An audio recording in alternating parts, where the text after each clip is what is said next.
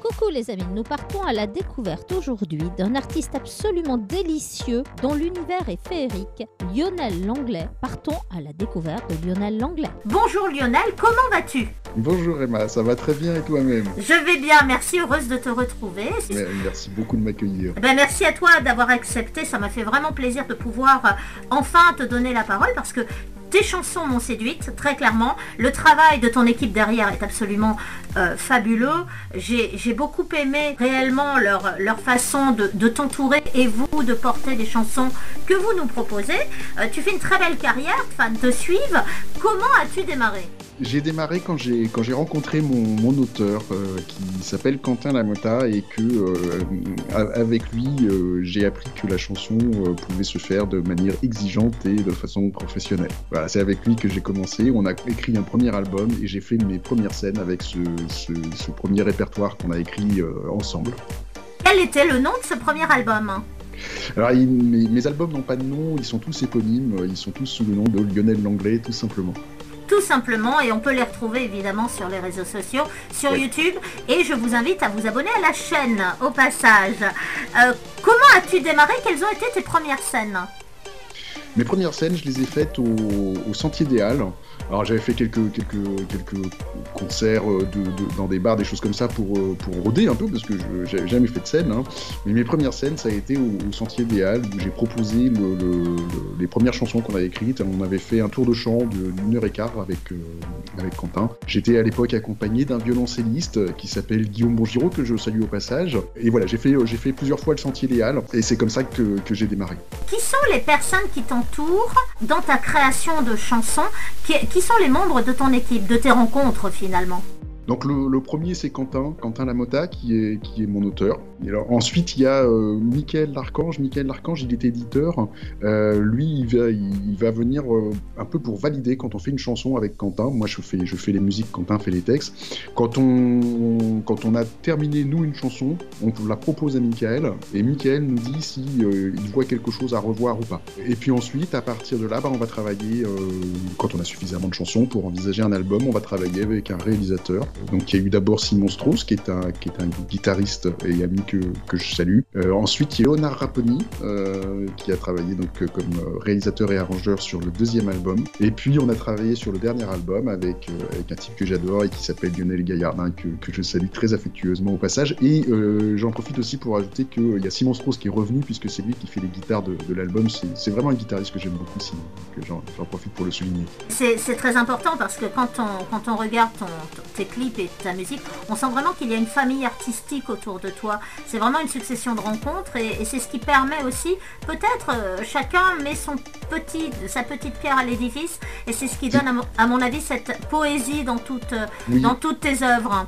Oui, c'est exactement ça en fait. Donc le dernier qui est venu dans l'équipe, là c'est pour les clips, c'est Johan Epidaer, qui est un danseur et qui est aussi réalisateur de clips, qui a commencé à travailler avec nous sur Amende Honorable, puis sur De l'Ange et de l'Ordure, un clip avec lequel on a fait 200 000 vues là, sur YouTube, et avec qui on a réalisé notre dernier clip qui est sur la petite chanson. Voilà, et à chaque fois ce sont des gens qui vont effectivement venir apporter leur touche artistique, leurs compétences qui vient s'ajouter à la chanson. C'est très important. Comment procédez-vous pour écrire et composer les chansons ? Comment viennent les thèmes ? Comment vous vous organisez ? Je sais pas si on peut vraiment parler d'organisation, on suit un peu l'inspiration comme elle vient.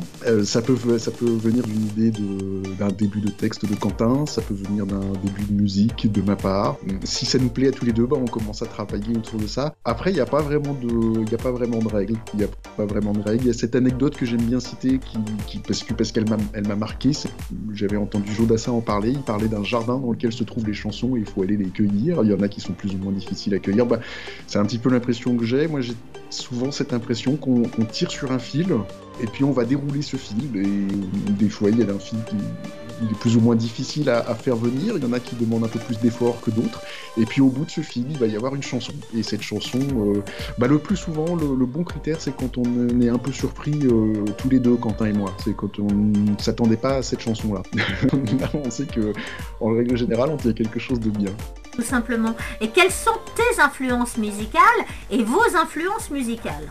Alors il y en a vraiment beaucoup. Pour ce qui est de Quentin, lui, ça a été vraiment la chanson dans son sens le plus large. Ça allait de Brassens à Charles Aznavour. Il a pas du tout, mais parce que ça ne l'a pas touché, il n'a pas du tout baigné dans tout ce qui pouvait être anglo-saxon. Donc il a été, je dirais, comme préservé de ça. Et puis de mon côté, il y a eu beaucoup de choses, dont de l'anglo-saxon. Enfin voilà, moi c'est venu plutôt par la musique d'ailleurs, de mon côté.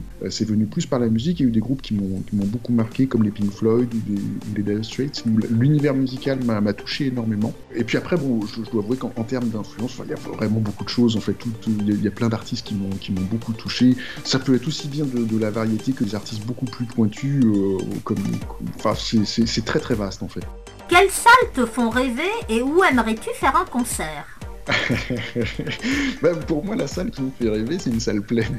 Donc, comme je dirais, où elle soit, ça m'importe assez peu. Si elle est en bas de chez moi ou si elle est à l'autre bout du monde, c'est pas aussi belle qu'elle soit. La plus belle des salles, c'est une salle où il y a plein de gens dedans et qui ressortent contents. Combien d'albums sont disponibles sur Internet et sur YouTube?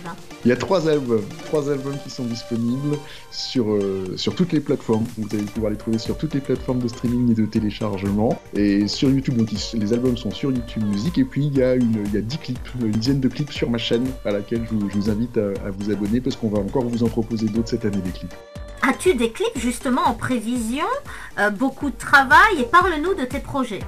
Oui, on a donc là on vient de lancer le clip de la petite chanson. On a encore 3 clips en prévision avec le même réalisateur, avec Johanna. Alors je ne veux pas en dire trop, je veux garder de la surprise, mais il y aura 2 chansons du 3e album et il y en aura une chanson du 2e album parce qu'il est venu me voir en concert là cet été pendant que je chantais dans les kiosques et il y a une chanson qui l'a réellement bouleversé et il nous a dit après mais on n'a pas le droit de ne pas faire un clip dessus. Donc on va céder à son exigence et on va faire un clip sur cette chanson, une chanson du 2e album aussi. Donc les clips en prévision, voilà, c'est deux clips du 3e album et un du 2e. Pour ce qui est des projets, tout simplement, on commence à travailler avec Quentin sur les chansons du prochain album, du 4e.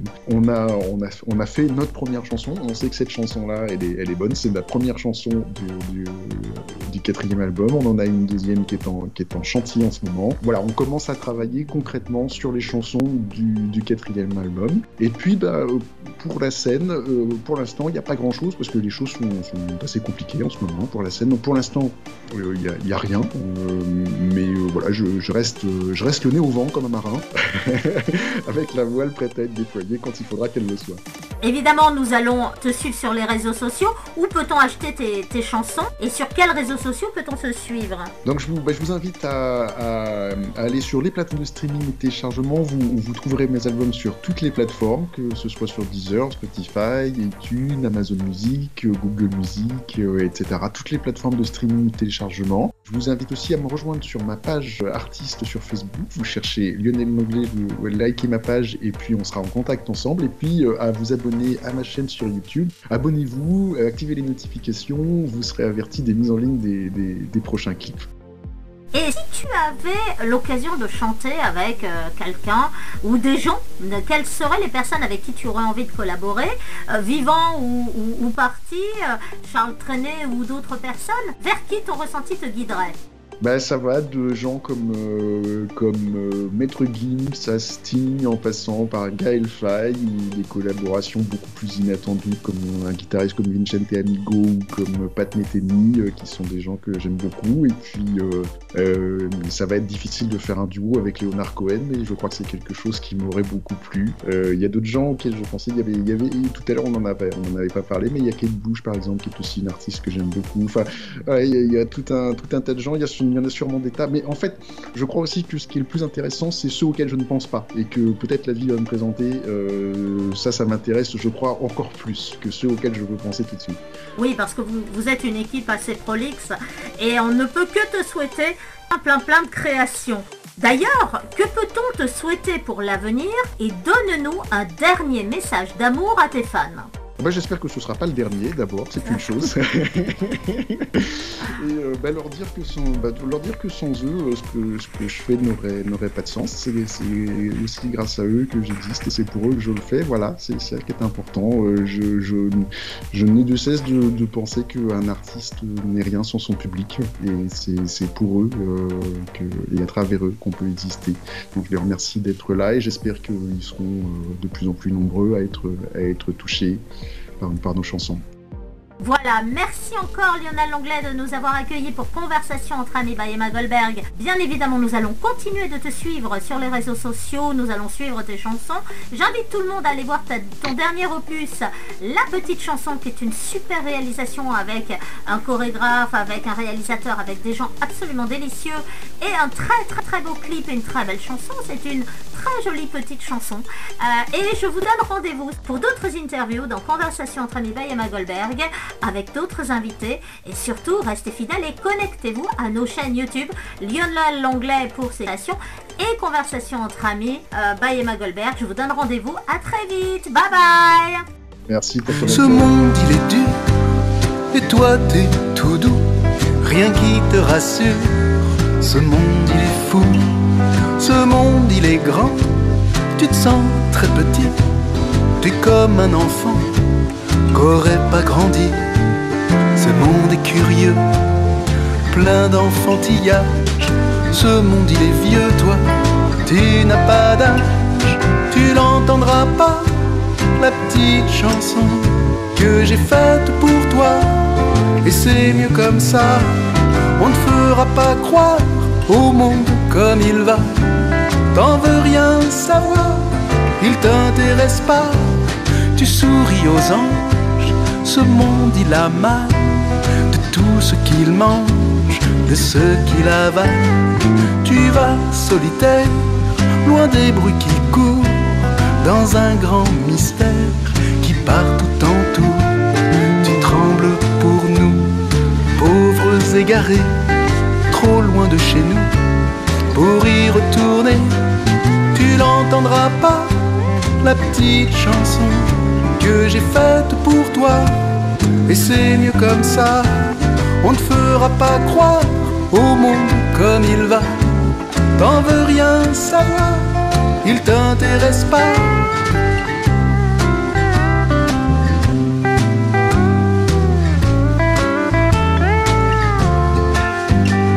Tu penses, je sais, ce monde sauvé par quelques secrets, pas trop partagés, par quelques simplets, veillant dans la joie. Ce monde comme il est, ce monde comme il va. Mais qui pourra croire pareille idiotie? Ce monde est barbare, nos cœurs endurcis. Tu l'entendras pas, la petite chanson que j'ai faite pour toi. Et c'est mieux comme ça, et c'est mieux comme ça.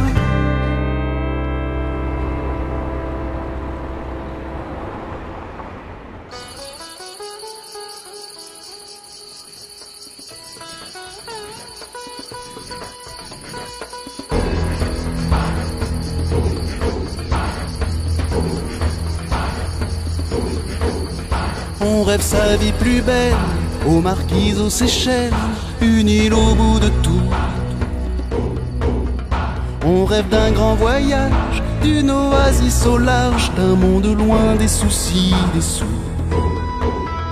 On rêve de ci, de ça, de ces choses qu'on n'a pas, de soleil dans nos nuits. On rêve du coup de pinceau d'un génie Picasso sur le gris délavé de nos vies.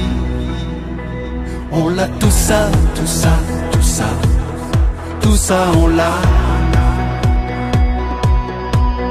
Tout ça on l'a, on l'a, on l'a. Au fond de soi, on le sait pas.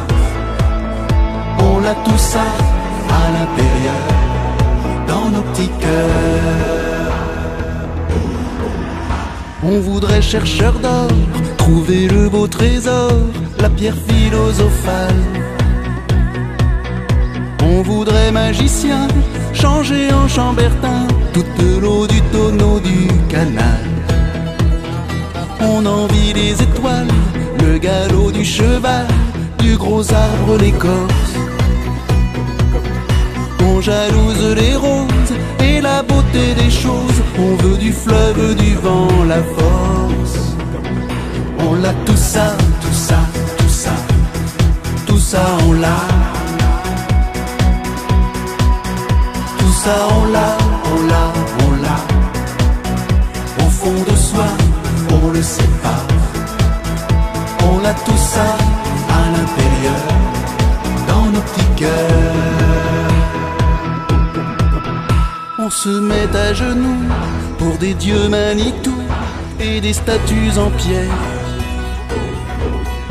On adore, on supplie un bon Dieu loin d'ici. On implore de l'amour en prière.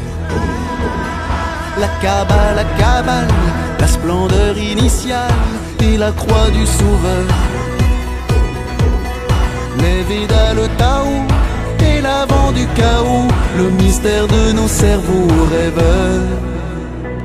On l'a tout ça, tout ça, tout ça, tout ça on l'a.